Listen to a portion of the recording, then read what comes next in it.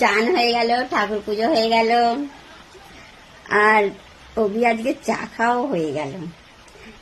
আর চা খেলাম টোস্ট দিয়ে। তা খুব একটু সকালবেলা উঠলে চা খাবার মন থাকে। আর আমি যদি বিছানাতে শুয়ে থাকি 9টা অবধি, 10:30টা অবধি, তাহলে আমি চাটা খাবো কখন? আমার চা খাবার সময় থাকে না। যদি 10টার সময় উঠি, চা খাবো কখন? কখন ঘরের কাজ করব, কখন চান করব, কখন ঠাকুর পুজো করব, কখন চা খাবো, আমার কোনো সময় হয় না। তবে আমি উঠেছি 8টার সময়, ঘরের কাজ 1 ঘন্টা লাগুক, হয়ে গেল। হয়ে যেতে আমি একটু চা করে খেয়ে নিলাম। এবারে আমি ভাবলাম যে তোমাদের কাছে চলে আসি, ওই জন্য চলে এলাম।